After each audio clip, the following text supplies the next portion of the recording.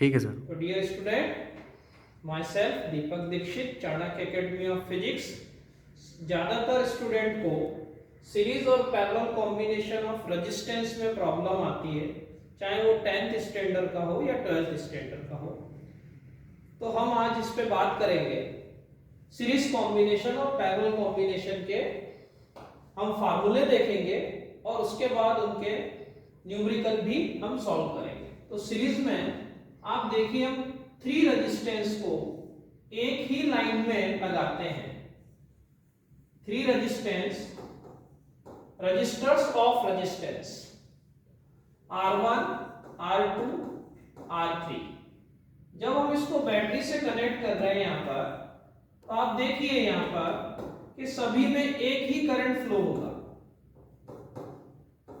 इन तीनों में एक ही करंट फ्लो हो रहा है, इसलिए ये सीरीज कॉम्बिनेशन है। तीनों में अलग अलग करंट नहीं जा रहा, इसमें भी आई करंट जाएगा, इसमें भी आई, इसमें भी आई।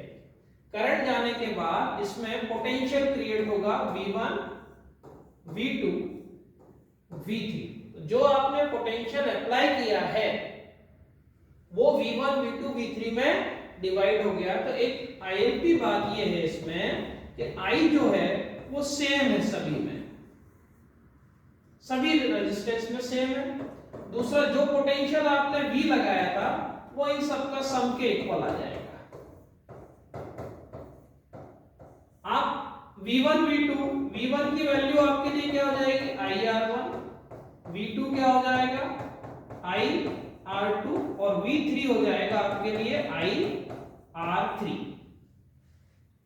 और फाइनल आपका जो टोटल रेजिस्टेंस है, जिसको बोलते हैं इफेक्टिव रेजिस्टेंस या resistance between this two point, या total resistance of the this network, जिसको बोलेंगे रेजिस्टेंस इन सीरीज। ये रिजल्ट आपका आएगा R1 plus R2 plus R3।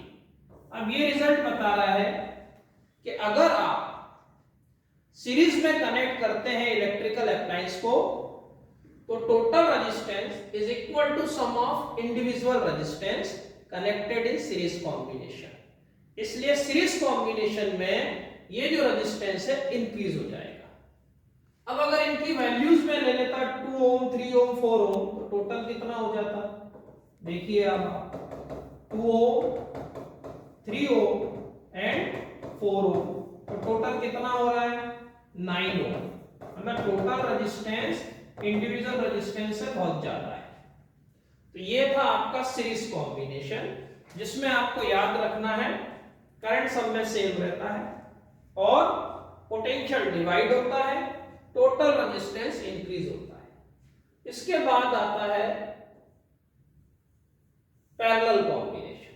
Parallel combination में आप देखिए, सभी रजिस्टर्स, जितने भी रजिस्टर्स हैं R1, R2, R3, R1, R2, R3, ये फर्स्ट एंड कहलाते हैं। सेकंड, तो फर्स्ट एंड को हमने एक पॉइंट पर लाके कनेक्ट कर दिया, दिस इज A, और सेकंड पॉइंट को ये, दिस इज पॉइंट B, यहां कनेक्ट कर दिया।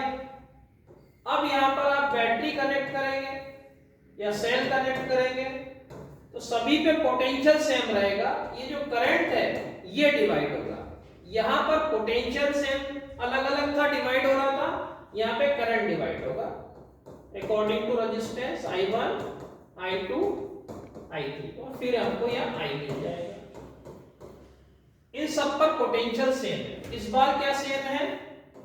पोटेंशियल सेम है, सभी पर सेम पोटेंशियल है। इसलिए हमको I इक्वल टू क्या लिखना चाहिए? I1 plus I2 plus I3। I1 की जो वैल्यू है वो हमारे लिए क्या आएगी? Potential upon resistance. सिमिलरली आप I2 फाइंड कर सकते हैं V बाय R2, और सिमिलरली आप फाइंड कर सकते हैं I3, that is V by. और टोटल रेजिस्टेंस जो है इसका आएगा आपका, इसको याद रखना है, RP यानी total resistance 1 by R1 plus 1 by R2 plus 1 by R3। तो टोटल रेजिस्टेंस डिक्रीज होता है पैरेलल कॉम्बिनेशन में, इसीलिए घर पर जो भी हम इलेक्ट्रिकल अप्लायंस लगाते हैं वो सब आपस में पैरेलल में कनेक्ट करते हैं, क्योंकि पोटेंशियल सेम रहेगा और अकॉर्डिंग टू नीड वो करंट को ड्रॉ कर सके और टोटल रेजिस्टेंस